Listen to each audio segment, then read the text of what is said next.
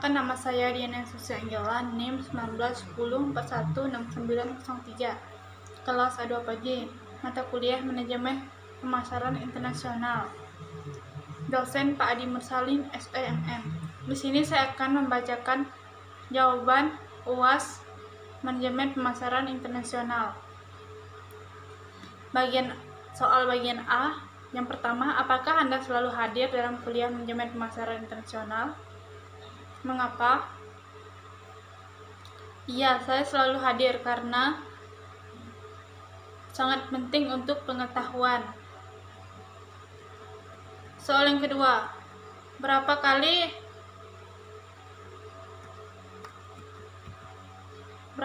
Anda hadir?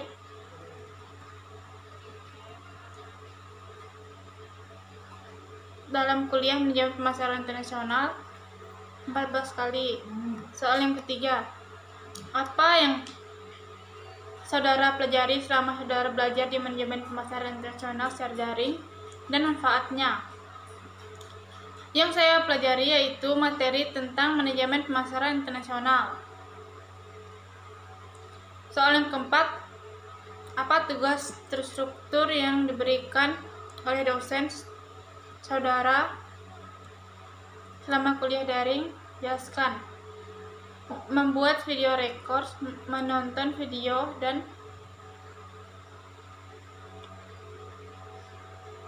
membuat PowerPoint, dan mengupload video ke YouTube.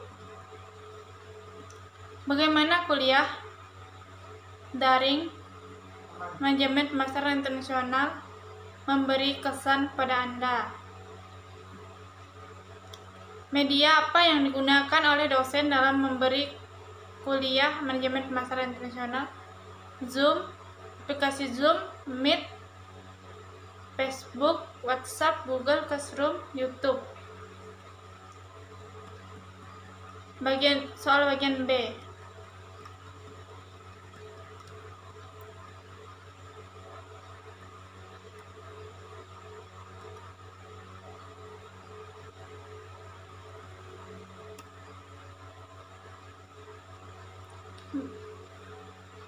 Yang pertama, mengapa perusahaan penting memahami lingkungan budaya pada pemasaran internasional?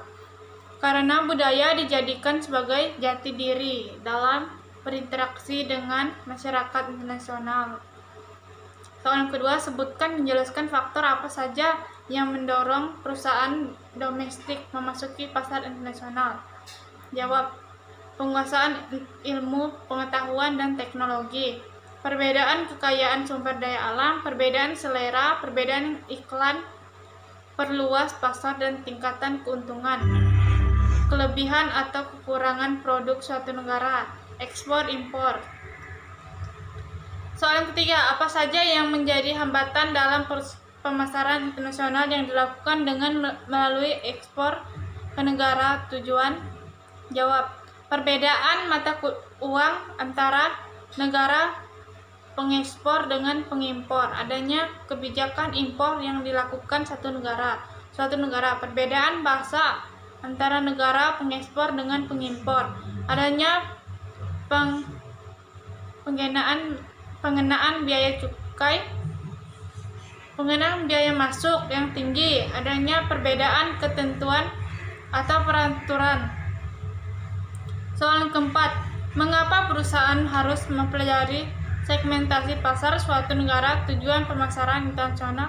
Segmentasi pasar apa saja yang perlu dilakukan untuk mengetahui pelanggaran potensial bagi produk perusahaan? Karena segmentasi pasar dilakukan oleh suatu perusahaan dengan tujuan untuk meningkatkan pemasaran produk secara terarah. Selain itu, segmentasi pasar membantu pemanfaatan sumber daya yang dimiliki perusahaan menjadi lebih efektif dan efisien. Bagian C, bagaimana berkenaan dengan video-video Manajemen Pemasaran Internasional? Setelah mahasiswa menonton video-video Manajemen Pemasaran Internasional, mahasiswa diminta untuk menjelaskan judul video ditonton dan Makna judul video tersebut menurut versi mahasiswa, teori-teori yang dijelaskan oleh pembicara dan video tersebut, dan manfaat dan wawasan yang diperoleh setelah menonton video manajemen pemasaran.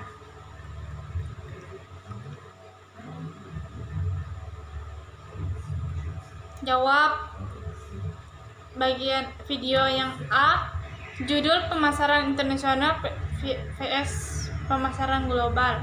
Makna judul untuk memahami dari pemasaran internasional dan pemasaran global. Teori-teorinya. Pengertian definisi pemasaran. Manfaatnya aspek kita bisa mengenal materi dari pemasaran internasional. Video yang B. Judulnya Lingkungan Budaya dan Perilaku Konsumen dalam Pemasaran Global.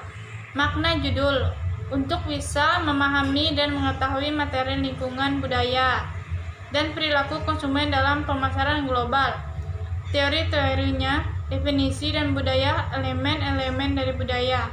Manfaatnya supaya bisa mengetahui materi lingkungan budaya dan perilaku konsumen dalam pemasaran global.